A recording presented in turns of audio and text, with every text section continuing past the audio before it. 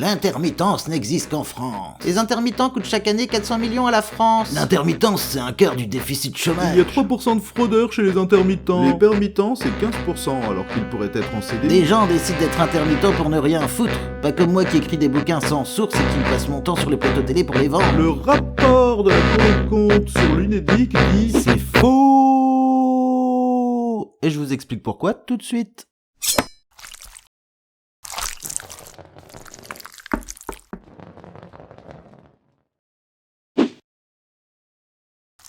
Le petit point, carotte. On va commencer par une remarque qu'on entend souvent. L'intermittence du spectacle, ça n'existe qu'en France. Eh bien, oui et non. Bah, tu dis rien ? Ah non, c'est bon, hein, cette blague on l'a faite sur je sais pas combien de vidéos. Faut se renouveler à la fin. Ouais, c'est pas faux. Alors oui, l'intermittence n'existe qu'en France, mais ayant pu travailler en Belgique et au Luxembourg, je sais que dans ces deux pays, il existe des statuts artistes. L'obtention du statut et les conditions y sont différentes, mais ça regroupe les mêmes domaines. Ça doit aussi exister dans d'autres pays, mais comme j'y ai pas travaillé, je vais pas m'y aventurer. Et aussi un peu la flemme de chercher, j'ai l'impression. Eh oui, j'avoue. Mais dire que ça n'existe qu'en France, ça serait comme dire que France Travail, ça existe qu'en France, vu qu'en Belgique, ça s'appelle l'ONEM, Office national de l'emploi. et que c'est un organisme public, alors qu'en France, c'est un organisme privé. Mais en gros, les deux, c'est de l'assurance chômage. D'ailleurs, en Belgique, le statut artiste est plus galère à avoir, mais une fois qu'on l'a à vie. Oui, Enfin, je crois, ça fait un moment que je vis plus en Belgique. Si ça tombe, ça a changé. mais du coup, non, le fait d'avoir un tel statut n'est pas du tout une exception française. Ensuite, l'intermittence, c'est quoi ? Eh bien, c'est un statut. Et un statut, c'est pas un métier. C'est un statut qui est pour beaucoup le seul moyen de faire un métier passion. Plus tard, je serai musicienne. Moi, je serai comédien. Moi, je veux faire du cinéma. J'adore la lumière. Je veux faire éclairagiste. Et moi, je ferai de la télé. Du coup, Madame Borne qui veut que les enfants choisissent leur carrière dès la primaire. Il faut se préparer très jeune, presque depuis la maternelle, à réfléchir à la façon dont on se projette dans une formation et dans un métier demain. Elle veut faire plein d'intermittents. Et j'ai personnellement encore jamais entendu, Moi, je sais pas ce que je veux faire plus tard. Ah si, je veux être intermittent. et a raison, car c'est un statut et pas un travail. C'est bon, on a compris, tu vas arrêter de le dire, oui. Si j'insiste, c'est parce qu'il est des fois dit et souvent sous-entendu que des personnes choisissent ce statut. Mais en fait, c'est comme dans tout travail, c'est pas l'employé qui choisit son statut, c'est l'employeur. Quoi ? Un vrai contrat ? Un CDI ? Non mais ça va pas, non ? Moi je veux la précarité, la galère de trouver un logement, l'impossibilité de faire un prêt, avoir des cotisations plus grandes. Sinon, je démissionne. Moi je pensais que ça vous ferait plaisir en fait.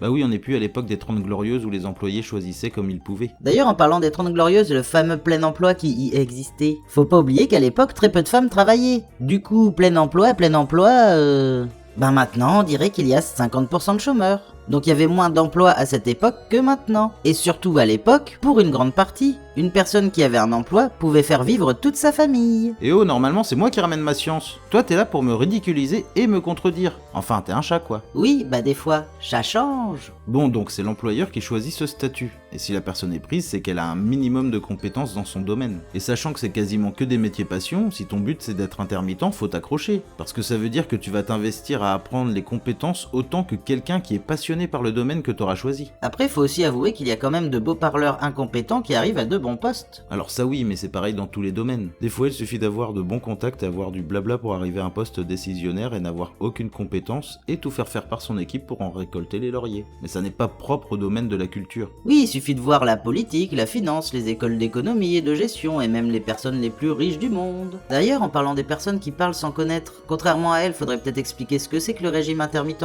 histoire que tout le monde comprenne ce que c'est et pourquoi. Pour avoir le statut d'intermittent, il faut avoir travaillé 507 heures comme intermittent sur une période d'1 an par rapport à sa date anniversaire. Dès lors, la personne intermittente a le droit à 1 an de chômage par rapport à sa nouvelle date anniversaire pour refaire un minimum de 507 heures. Quoi, les intermittents sont tous nés un 29 février pour que leur date anniversaire change chaque année? Non, en fait la date anniversaire est la date de fin du dernier contrat. Par exemple, imaginons que ta date anniversaire de 2025 est le 1er janvier. Alors tu dois faire un minimum de 507 heures avant le 1er janvier 2026. Donc tu trouves des boulots et tu bosses et ton dernier contrat se finit le 31 octobre. On imagine que pour le reste de l'année, tu n'as pas trouvé de boulot ou que tu t'entraînes ou écris pour un prochain concert par exemple. Et bien du coup, ta nouvelle date anniversaire sera donc le 1er novembre. Donc du 1er novembre 2025 au 1er novembre 2026, tu devras de nouveau faire 507 heures minimum. Et si en 2026, 507 heures, ça fait environ 3 mois et demi. tu as un contrat de quelques semaines de début janvier au 24 janvier, mais qu'ensuite tu as un gros trou car il n'y a pas de boulot. Mais que de fin octobre au 26 janvier 2027, tu as un autre contrat. Tu te dis que c'est bon, les deux cumulés, ça te fait un peu plus de 600 heures. Eh bien non, car ta nouvelle date anniversaire sera à la fin de ton contrat le 26 janvier. Du coup, ça avance aussi ton ancienne date anniversaire, car France Travail ne va qu'un an en arrière. Donc ta nouvelle ancienne date anniversaire, c'est le 26 janvier 2026. Pour ton nouveau calcul d'heures, ton ancien contrat n'existe pas. Et comme avec le dernier contrat tu n'as pas fait assez d'heures, tu perds le statut intermittent et tu es radié de France Travail. Ah mais si on reprend le premier exemple, en fait ça te laisse moins d'1 an pour trouver du travail. Parce que si tu n'en as pas trouvé de novembre à janvier, ça te retire déjà 2 mois. Contrairement au chômage du statut général qui dure 2 ans mais qui est régressif, le chômage intermittent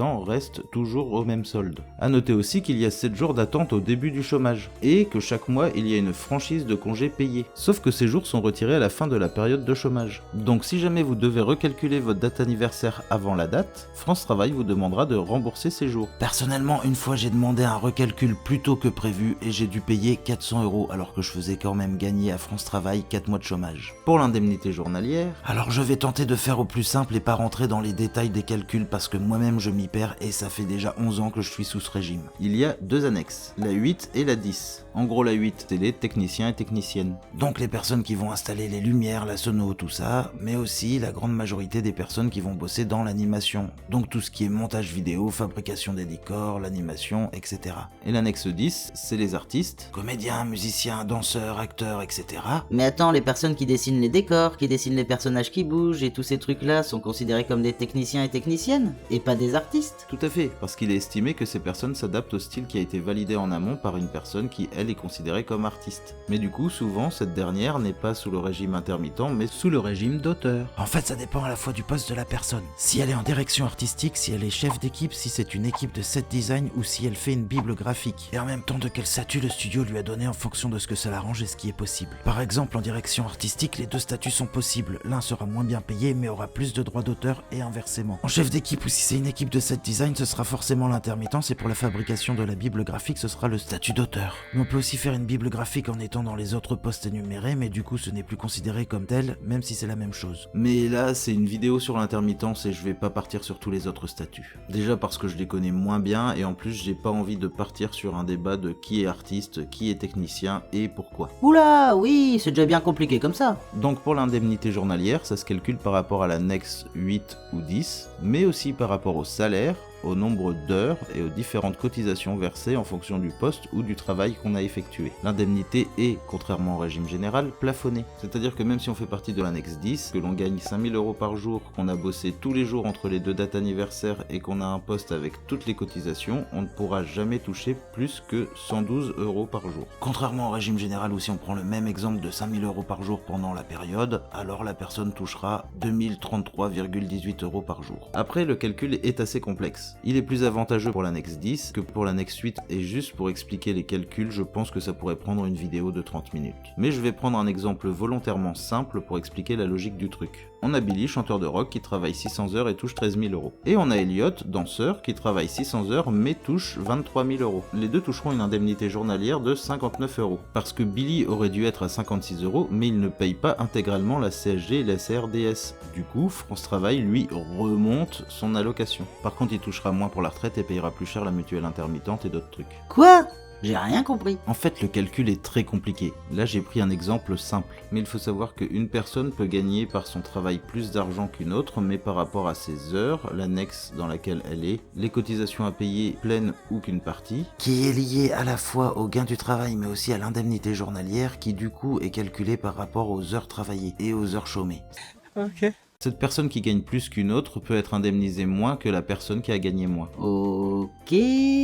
Mais alors l'exemple qui était souvent ressorti par rapport à un monteur vidéo qui touchait 360 € par jour à Paris, et qui du coup prenait plein d'argent à l'assurance chômage, c'est bidon en fait. Oui, tout à fait. Surtout que des monteurs à ce prix-là, c'est quand même super rare. Je sais pas de qui parlaient les journalistes, mais ça devait être alors soit un monteur hyper célèbre qui bossait sur de très gros films ou de très grosses émissions. Et dans les deux cas, c'est un boulot qui prend vraiment beaucoup de temps et donc cette personne ne doit pas être souvent au chômage. En plus, quand on sait que des personnes qui font des chroniques sur les plateaux télé des chaînes privées d'information touchent en général 500 € pour un maximum de 2 heures de présence, c'est un peu se foutre des gens. Sans parler du régime du journalisme qui est encore bien plus avantageux que celui de l'intermittence. Oui, mais bon, c'est un autre débat. Et pour finir, par rapport à l'obtention du statut intermittent, il faut aussi savoir qu'il y a un pourcentage à ne pas dépasser si on fait des heures au régime général. Sinon, on passe au régime général. En fait, c'est un peu plus complexe en fonction des annexes 8 et 10, mais je reste au plus simple. Et attention, ces heures au régime général ne peuvent être que des heures d'enseignement artistique. C'est-à-dire que tu ne peux pas bosser à la supérette du coin même si tu as déjà largement dépassé tes 507 heures. Bon, déjà changer de statut c'est chiant, mais en plus il y a une mutuelle intermittente à laquelle on cotise de base quand on bosse en intermittence, ce qui fait qu'elle est un peu moins chère quand on paye le reste pour en faire partie, et en plus elle rembourse très bien les frais médicaux par rapport justement à notre travail. Mais si on n'a pas le statut, on n'y a plus droit. Du coup, ce petit truc du pourcentage par rapport aux heures effectuées peut poser problème. Par exemple, avant, à côté de mon boulot, je donnais aussi des cours. Et une année, il y a vraiment eu très peu de projets dans mon coin. Donc, entre la peur de dépasser le pourcentage autorisé et la peur de devoir, pour un boulot, me déplacer dans un autre secteur et ne pas pouvoir être sur place pour donner mes cours, j'ai préféré ne pas renouveler avec l'école mon contrat cette année-là. Ce qui du coup m'a fait moins de travail, mais aussi m'a retiré un taf que j'appréciais, et en plus, je ne sais pas si la personne qui m'a remplacé a suivi le programme que j'avais mis en place pour les élèves, sans même parler, pour cette personne, du fait de découvrir les élèves, leurs attentes, leurs envies, leurs points forts, leurs points faibles, ce qui a pu ralentir leur progression et leur apprentissage. Voilà, si ça peut vous rassurer, la partie technique et calcul est passée. Et oui, j'ai lu le texte. Maintenant, pourquoi existe-t-il ce statut intermittent? En fait, il ne s'est pas fait d'un coup. Tout a commencé avec le salariat à employeurs multiples pour les techniciens du cinéma en 1936. Effectivement, à l'époque... Ouh là là là là, non, t'arrêtes tout de suite. La partie précédente était déjà bien saoulante, donc tu te calmes et tu fais un résumé. Ok, bon, on va prendre les 3 dates que je trouve les plus importantes. 1936, création du salariat à employeurs multiples pour seulement les techniciens du cinéma. Car oui, à l'époque, ça n'intéressait pas les employés, il était très désavantageux de ne pas avoir un contrat sur du long terme, or ce type de travail n'est pas régulier. Ce statut a été créé par l'État à la demande des employeurs et non des employés. 1960, période du plein emploi mais surtout démocratisation de la télé, et donc une nouvelle industrie en plein essor qui a besoin de personnes que l'on peut embaucher et débaucher dès qu'on n'en a plus besoin. Et donc créer le statut intermittent qui reprend les grandes lignes du salariat à employeurs multiples mais qui s'élargit à tous les techniciens de l'audiovisuel et plus seulement au cinéma. Ce statut est attractif car personne à l'époque n'est intéressé. Car oui, à l'époque, les petits contrats n'étaient pas avantageux car on n'y cotisait pas. Donc les personnes talentueuses étaient prises en contrat indéterminé par des employeurs qui préféraient les garder sous la main en cas de besoin. Et 1969, l'intermittence s'étend à tout le spectacle vivant et devient donc l'intermittence du spectacle. Ce statut a permis notamment à la nouvelle vague française de se faire, mais surtout il a été créé par et pour le patronat. Et attention, je dis pas que c'est mal. Mais comme il y a des personnes qui osent dire que ce statut a été créé pour des personnes qui ne voulaient pas bosser, je tiens à insister, ce statut a été créé par le patronat. Et c'est finalement tout à fait logique. Pour une période où le CDI est la norme alors que tu as une entreprise qui a des boulots coupés, il faut bien trouver un truc. Même si à l'époque le terme CDI n'existait pas encore, et que ton travail était censé te faire rapporter de l'argent, et non pas une espèce de pseudo-valeur travail. La fierté de travailler dans l'entreprise, la fierté de travailler dans l'usine, pour qu'on dise que lorsque tu vas sur une ligne de production, c'est pas une punition, c'est pour ton pays, c'est pour la magie, et c'est ça que vous pouvez rendre possible. Je vous remercie. Juste pour exemple, je suis principalement animateur dans ma vie professionnelle. Bah ça se voit pas quand on regarde les petits points carottes. Je suis embauché par les studios quand, dans un projet, c'est l'étape de l'animation. Et je comprends complètement que quand cette étape est terminée, je ne reste pas dans le studio à me tourner les pouces. Après, personnellement, comme à côté je suis aussi un peu auteur, réalisateur, assistant réal et que j'ai des compétences dans d'autres domaines, moi je serais pour qu'on me garde à l'année et comme ça j'avance sur mes projets que je ferai ensuite en collaboration avec le studio. Et comme ça me retire cette galère de devoir chercher du boulot tout le temps. Mais ça, pour un studio, c'est un gros risque parce que oui, je peux avancer sur mes projets et tout ça, mais si le projet ne trouve pas d'investissement, c'est m'avoir payé dans le vide. Du coup, là, l'intermittence, c'est bien pratique. Ça permet que pendant cette période, je peux avancer sur des dossiers sans non plus être bloqué par le manque de boulot boulot et donc de devoir rechercher absolument une rentrée d'argent. Ça permet aussi de se mettre à jour sur les nouvelles technologies, s'entraîner, se performer, faire des formations, etc.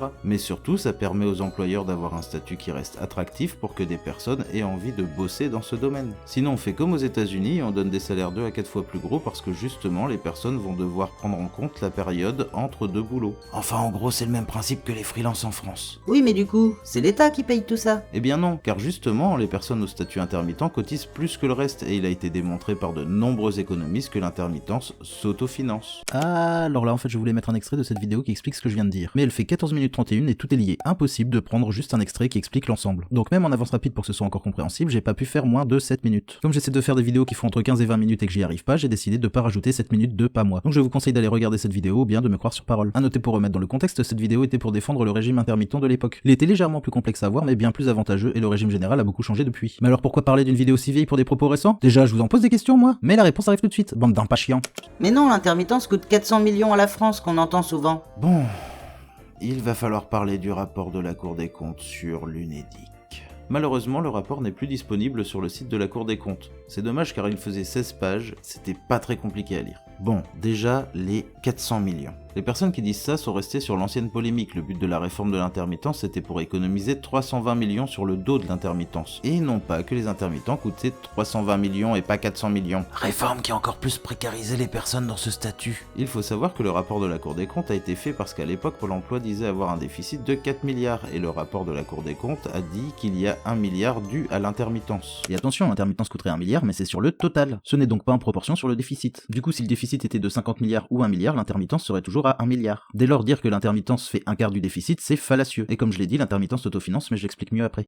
Donc le 400 millions, à part que c'est une erreur, je sais pas d'où il sort. Puis bon, dernièrement, quelqu'un de l'extrême droite a dit 4 millions au lieu de 400. Et oser dire ça après que la chef du parti ait détourné 4 millions, justement, faut un sacré toupet. À moins que Marine Le Pen est payée comme intermittente. Mais surtout, reparler de ce rapport est fallacieux, car il faut pas oublier que si Pôle emploi a été transformé en France Travail, grâce à Marc Ferrassi qui a mis l'entreprise de son père, c'est bien parce que l'assurance chômage est bénéficiaire depuis des années. Donc en fait, on pourrait s'arrêter là et dire tout simplement que non, le chômage ne coûte plus rien à la France, bien au contraire. Et oui, France Travail découle du texte de loi sur l'emploi porté par Marc Ferrassi. Texte de loi qui a permis de grossir l'activité du groupe Alpha dans l'assurance chômage. Groupe détenu par Pierre Ferrassi, père de Marc. Et malgré ça et le fait que Marc ait des parts dans cette entreprise, il paraît qu'il n'y a pas de conflit d'intérêts. Du coup, le rapport de la Cour des comptes sur... Mais il est super vieux ce rapport, pourquoi on est encore là-dessus? Mais j'en sais rien moi, pourquoi on en parle encore. Alors oui, avec le fait que le président Macron, en arrivant au pouvoir pour faire des économies de fonctionnaires, a supprimé plein d'établissements d'observation comme celui de la laïcité, de la pauvreté, a supprimé plein de postes importants comme dans le ministère de la Santé, tout ça pour se retrouver avec des rapports de McKinsey qui coûtent 4 fois plus cher à la France, mais surtout faits par des personnes qui n'y connaissent rien, avec des recherches faites au doigt mouillé et sont remplies de biais. C'est peut-être pour ça qu'on n'a toujours pas de rapport moderne et que les personnes qui veulent attaquer l'intermittence se basent sur celui-ci. Et je le rappelle, l'assurance chômage est bénéficiaire, donc on peut plus vraiment attaquer avec des chiffres actuels le chômage et tous les statuts qui s'y rapportent. Ok,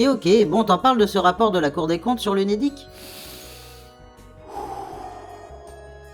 Bon, déjà, pourquoi ce rapport? Parce qu'en fait, à l'époque, la France reversait les cotisations chômage à Pôle emploi, c'est-à-dire 30 milliards. Sauf que Pôle emploi demandait 34 milliards. Ne voulant pas fournir ses documents administratifs et ses comptes, la France a alors demandé à la Cour des comptes de faire ce rapport. Attends, c'est pas illégal ça de ne pas fournir ses comptes? Eh oui.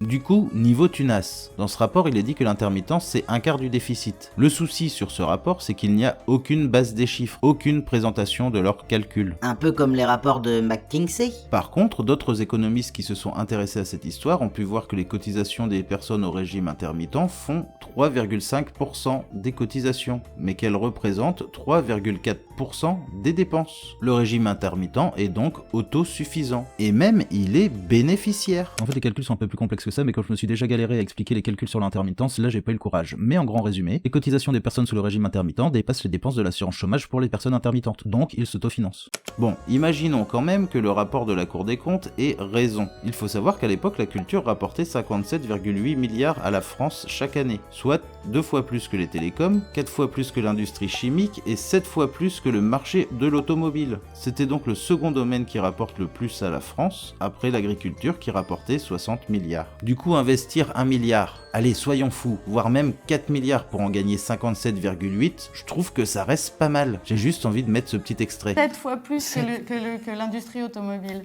Ça me surprend. Est-ce que c'est vrai, ça? Bah, écoute, 57 milliards d'euros. Et alors, pourquoi ils nous font chier avec les intermittents? Mais tout ça, c'est les anciens chiffres. Oui, déjà pour rester dans le rapport aux chiffres de l'époque, mais aussi surtout que le dernier rapport qui a été fait sur la culture a été fait en 2022. C'est le poids économique direct de la culture 2022, où effectivement la culture ne rapporte plus que 47,1 milliards. Mais comme il est dit dans le rapport, avant la crise sanitaire, le secteur avait une hausse bien supérieure à celle de l'économie française, mais justement est arrivée la crise sanitaire qui a bien bousillé le secteur avec le spectacle vivant arrêté quasi partout, les restrictions des salles de cinéma et tout le reste. Ce qui, comme dans beaucoup de milieux, du genre restauration, bar, etc., a fait couler beaucoup d'entreprises. Mais depuis, de nouvelles ont ouvertes et donc un nouveau rapport indépendant pourrait être intéressant. Mais si on veut remettre en perspective, l'agriculture 88,2 milliards, les télécoms 49,4 milliards, l'industrie chimique, il n'y a pas de rapport depuis sur combien ça rapporte à la France. L'industrie automobile, 13,9 milliards. Et du coup, même sur ces chiffres, c'est tendu. Hors agriculture, c'est encore les rapports de 2022 qu'on a. Donc, l'automobile post-confinement, c'était pas la joie, alors que les télécoms, avec les antennes 5G installées, ça a créé plein de nouveaux forfaits et de nouveaux téléphones à acheter. Et n'est pas pris en compte dans la balance gain-investissement pour la France, tout l'investissement de la construction des nouvelles antennes qui ont été financées par la France. Et effectivement, j'aurais jamais dû poser cette question. Je sais même plus où on en était, moi. Et aussi le fait d'avoir revu le statut intermittent entre deux a fait que beaucoup de personnes sont parties à l'étranger et que pas mal d'entreprises ont ouvert dans des pays limitrophes. Par exemple, actuellement dans l'audiovisuel d'animation en France, c'est galère, il y a peu de boulot. Par contre, en Suisse, il y a plein de taf. Plusieurs studios ouvrent et d'autres s'agrandissent. Je sais pas trop comment ça se passe au niveau investissement là-bas, mais si la Suisse investit dans un domaine, c'est peut-être pas le moment de le laisser tomber, je dirais. C'est bon, j'ai dit que j'aurais jamais dû poser cette question. Arrête et reviens sur les trucs simples. Les gens ne vont encore regarder que 15% de la vidéo. Ok, bon après il est dit qu'il y a 3% de fraudeurs à l'intermittence. Je vois pas trop comment on peut frauder ça vu qu'il faut travailler dans ce domaine pour faire partie du régime. Bah si, l'exemple qui revenait souvent c'était le patron d'un resto qui payait ses serveuses en intermittence parce qu'elles avaient un déguisement. Oui mais une fois de plus c'est le patron qui choisit le statut, pas l'employé. Donc c'est pas le régime intermittent qu'il faut attaquer mais la personne qui la détourne. Parce que c'est pas en rendant l'employé plus précaire que le patron va arrêter de faire ça. Puis bon, chaque fois qu'on me parle de chiffres comme ça, je me dis, si au bac on découvre qu'il y a 3% de personnes qui ont triché, est-ce que ça paraît normal que du coup on ne donne le bac à personne cette année-là? Genre... Charles-Henri et Édouard ont triché, donc toute la classe est recalée. Quoi? Non, mais ça va pas la tête. Bah non, ça paraîtrait quand même complètement stupide. Oui, puis comme il y a largement plus de 3% des politiciens qui ont des affaires de détournement, de fraude, de conflits d'intérêts, etc. Dans ce cas, on arrête d'avoir un gouvernement en France? Bah déjà que ces personnes n'aient plus le droit à la politique, ça serait pas mal. Mais revenons à l'intermittence. L'autre point souvent, c'est ce qu'on appelle les permittents. C'est quoi ça, les permittents? C'est en fait des personnes qui sont payées en tant qu'intermittents mais qui bossent à l'année et qui pourraient être prises en CDI. Bon, déjà, des fois, il y a des projets qui demandent plus de temps que des petits contrats. Par exemple, il y a des films d'animation où l'équipe bosse pendant 1 à 3 ans sur le même projet. Des pièces de théâtre qui durent plusieurs saisons, donc c'est pas vraiment de la permittance, mais c'est que le projet dure sur la longueur. Mais après, je le répète, c'est le patron qui choisit le statut. Oui, je répète beaucoup, mais c'est parce que la réforme du régime intermittent n'a touché que les intermittents et pas les patrons. Et donc oui, le chiffre de triche à la permittance de 15% est souvent ressorti. Sauf qu'il est bien précisé que ce chiffre c'est celui de l'audiovisuel public. Si on regarde toutes les catégories confondues, le chiffre de permittents tombe à 4%. Si c'est l'État qui triche, au lieu de se plaindre, il suffit qu'ils arrêtent. Bah en fait l'intermittence c'est un peu comme l'intérim. Oui ça coûte plus cher à l'employeur mais il a le pouvoir de virer la personne quand il le souhaite. Ah bah oui, ça permet aux employeurs de pouvoir virer, mais aussi avec la peur de ne pas être pris, d'éviter des augmentations, les grosses indemnités de chômage et tout le reste. En gros c'est pas pour rien que le gouvernement remplace tous les fonctionnaires par des intérims, même si au final ça coûte plus cher. En plus avec le régime intermittent t'es payé à l'heure, du coup t'es pas payé à la mission. Si tu as fini 2 jours plus tôt, bah tu touches pas les 2 jours que t'as fait gagner à l'entreprise.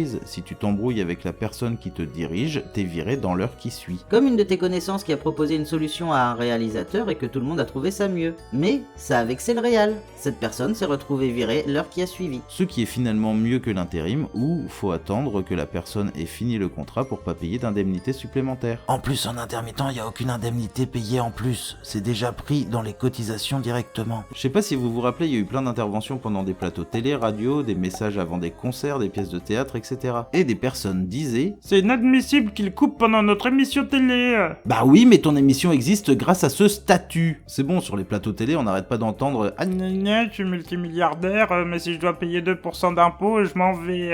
Ah ouais, je fais des méga profits, mais je veux quand même des réductions fiscales. Ah ouais, je suis trop riche, mais je veux garder mes sous, alors faut mettre des taxes sur tous les pauvres. » C'est bon, on peut peut-être écouter les gens qui bossent en vrai, non? Et toi qui dis à la télé, la radio ou autre, les intermittents si, les intermittents ça. Bah si tu peux le dire, c'est surtout parce que c'est un statut précaire et que du coup les gens n'osent rien faire, alors que c'est grâce à ces personnes que tu peux ouvrir ton claque-merde. Bah oui, parce que quasi toutes les personnes qui ont déjà osé couper des plateaux ou quoi, se sont faites virer et blacklistées juste après. Voilà, on a fait le tour du rapport. Fini avec tout ça. Et non, il reste un dernier truc à dire sur ce rapport, et pas des moindres. Plutôt, j'ai parlé de différents économistes qui ont contredit le rapport. C'est pas pour rien, c'est que ce rapport n'a pas été fait correctement, et est donc au mieux complètement biaisé, au pire complètement raté.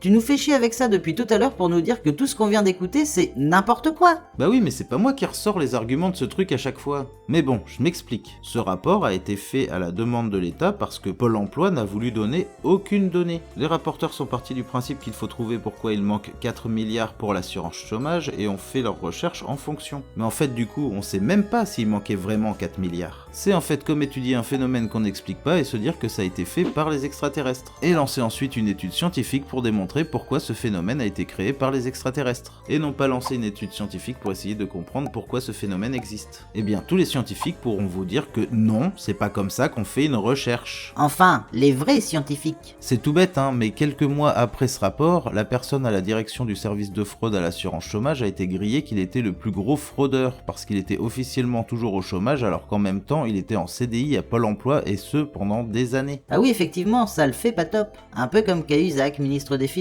qui doit lutter contre la fraude fiscale, qui se fait choper par Mediapart comme quoi il fraude. Du coup, pour que ce rapport de la Cour des comptes sur l'Unédic ait été sérieux, il aurait fallu tous les comptes de Pôle emploi. Parce que dans ce rapport n'est pas pris en compte le véritable salaire des personnes qui y travaillent, tout ça a été fait au doigt mouillé. Si ça tombe, les 4 milliards, c'est juste le salaire des dirigeants, ou un bonus donné aux actionnaires, ou même encore de l'argent détourné. Mais ça, sans compte, on peut pas le savoir. Et personnellement, une entreprise qui ne veut pas donner ses comptes à l'État alors que c'est illégal tout en demandant de l'argent à ce même État, j'aurais pas tendance à me dire de base que c'est une entreprise tout ce qu'il y a de plus honnête.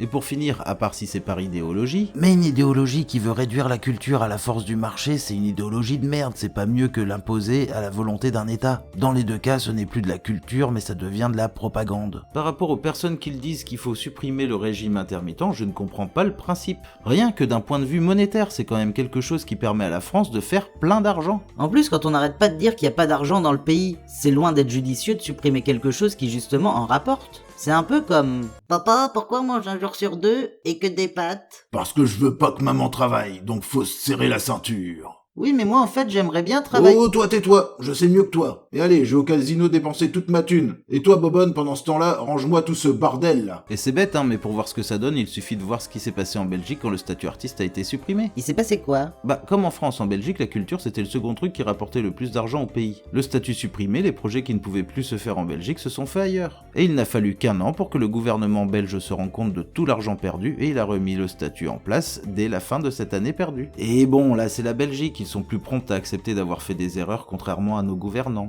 Et pourtant, l'extrême droite est revenue sur le devant de la scène en Belgique en 2020 et a tenté de nouveau de supprimer le statut. Certes, ça n'a pas totalement fonctionné, mais le statut a été remis à jour, et pas pour plus aider les artistes. À croire qu'ils ont oublié pourquoi, ou bien que c'est véritablement une idéologie qui en a rien à foutre de l'économie de son pays. Justement, pour ne pas accepter ces erreurs, on peut aussi comparer au statut des saisonniers. Et oui, pendant la crise sanitaire, le gouvernement a fait supprimer le statut des saisonniers. Statut qui était important car les saisonniers sont souvent mal payés, souvent traités comme de la merde et ont des horaires à rallonge. Du coup, le statut faisait que c'était quand même intéressant. Mais maintenant qu'il est supprimé, chaque été c'est pareil. Gna gna gna, les bars et les restos ne trouvent plus de personnel. Gna gna gna, les jeunes veulent plus bosser. Ah gna gna. J'en connais des saisonniers, mais se faire traiter comme une merde pendant 2 mois sans avantage à la sortie, non. D'ailleurs, pour souligner, il y a des bars et des restos avec des boss très chouettes, bah là ça manque pas de personnel. Mais il y en a aussi peut-être des très chouettes qui ne peuvent pas trouver de personnel parce que se déplacer, trouver un logement ou un lieu sur place et tous les frais que ça engendre, ça peut ne pas du tout être avantageux par rapport au salaire. Oui mais bon, après l'intermittence, moi je m'en fous un peu parce que de toute façon je regarde que des films américains. Le cinéma français, c'est un peu nul quand même. Bon, déjà l'intermittence c'est pas que le cinéma. Même si ton concert c'est un groupe américain, en général les personnes qui s'occupent de l'installation c'est des intermittents français et françaises. Les personnes qui font des installations dans les musées, c'est des intermittents. Les personnes qui s'occupent des spectacles, c'est des intermittents. Les personnes qui s'occupent de ta fête du 14 juillet et même toutes les autres fêtes, c'est des intermittents. Oui, c'est bon, on a compris. Pour le cinéma français, il y a plein de films et de films d'animation qui sortent chaque année qui sont géniaux, mais c'est pas le même budget que les films états-uniens. Alors effectivement, si tu te renseignes pas trop, bah tu sais pas que ça existe. Mais ça, j'ai pas trop envie de le reprocher au spectateurisme, mais plus au cinéma, chaînes télé et autres plateformes qui ne font pas leur boulot et privilégient ce qu'ils pensent que les personnes veulent voir. Oui, toujours le truc de on ne veut pas prendre de risques. Donc on met en valeur ce qu'on croit qui va plaire et pas essayer de mettre en valeur ce qui pourrait réellement plaire.